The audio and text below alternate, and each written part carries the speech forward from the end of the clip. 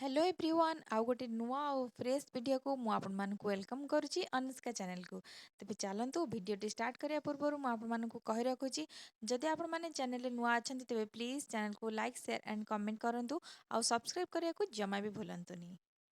एटा होची morning time तो आमर ब्रेकफास्ट सरीगलानी आज बहुत व्यस्तता भितर आज दिन कटुची कहीं आज समस्ते घर जाऊँच माने आसी जो नानी माने आ सासु ससुर समस्ते आज से माने पलाउंट तो टिके व्यस्त आज सका ब्रेकफास्ट सरीगलानी। ब्रेकफास्ट आज होता मु चाट बनई तो समस्ते मिसिकी चाट खाई पेट पूरा भरी जाइए अधिक अधिक खाई तो तापर धीरे धीरे कर झाड़ू पोछा तो घरे हो सारा आ माँ भी ठाकुर पूजा कर बहुत सारा कपड़ा था सफा करने तो देखो गोटे बाल्टी कपड़ा सफा हो सारा तो आउ गोटे बाल्टी कपड़ा सफा हम कहीं से पलैबे जेहेतु बहुत सारा कपड़ा पड़ी तो सफा हेले से सुखीज तो से जाऊ जाऊ 5टा बाजिज से कपड़ा गुड़ा सब सफा कर देथिली खरा भी होउतला तो सुखई नहीं एठी नानी तांकर बासन माजी दउचंती जेतिकी खाइथिलु सकाळ ब्रेकफास्ट बासन सब पड़िथिला तो तापर लंच करिवु एठी मु गाधेई की पळे आसलिनी तो लंच आज बनैबी। लंच रे मु एठी मसला कसुची बनैबी आज कोबी आउ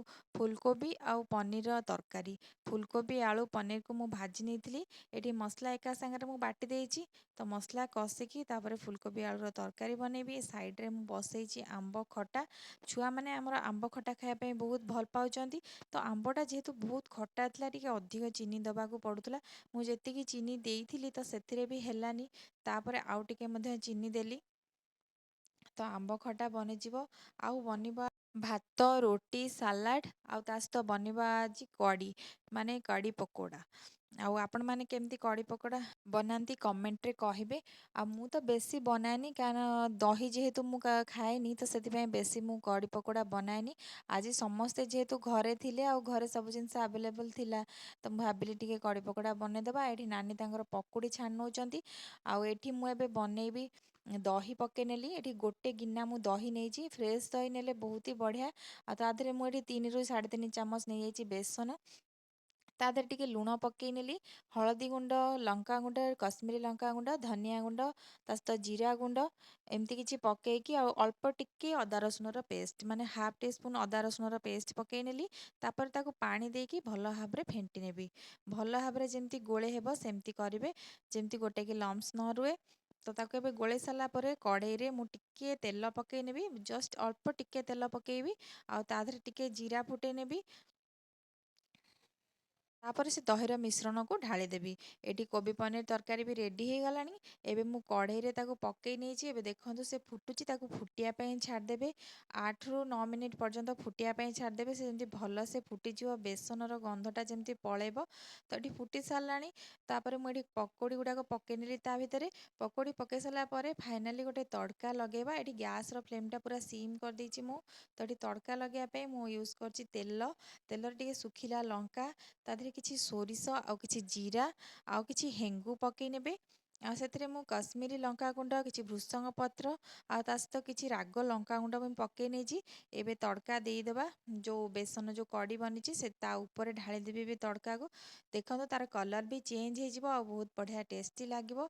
आउ ये तो कड़ी बनिकी मोर रेडी हो गला। मु एमिति तो कड़ी बनाए आउ एटा बोधे मोर थर्ड टाइम होईची कड़ी बनैबार आउ एटी रेडी हो गला हमर कड़ी। लास्ट टिके धनिया पत्र पकई नेबी ता ऊपर भल टेस्ट माने फ्लेवर भल आसीबो बोली तापर एटी छुआ माने हमर बसिकी सब खाई नउचंती कारण जल्दी जल्दी काम सारे पैकिंग फैकिंग हम से माने बाहरिबे तो छुआ माने एटी खाई नेले आ माँ बापा की तो खाई सारिचंती मु टिके लेट्रे खाइबी। तो ये बहुत सारा कपड़ा जो सफा होता ना सब कपड़ा गुड़ाक आसला माँ बसिकी भांगुले मु तांको सहित टिके कपड़ा गुड़ा बसिकी फोल्ड करदेली तो तापर एबे आमे खाइबू। लास्ट आज हजबैंड कर जेहेतु ऑफिस काम था से सभा लास्ट कहले कि मु लास्ट रे खाइबी बोली तो मते भी एते भोक होनथला सकाळु जो हेवी खिया है चाट खिया जाइतला तो सेति आमे लेट रे खाइथिलु। नानी पळेवा आज मन दुख ना नाही कार मन बेसी दुख तोर कांदुनु जा नानी को छाड़ देके आसीबू फिर गाँ को गले नानी साथ देखा हो ना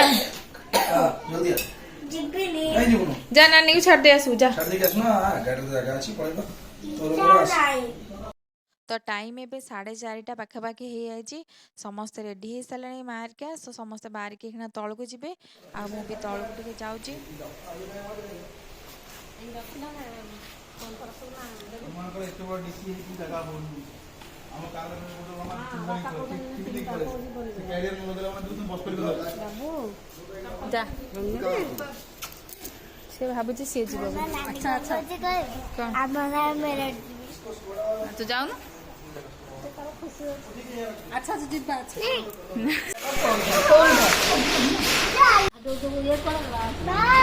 ବାଏ କର ଦିଦି ବାଏ କର।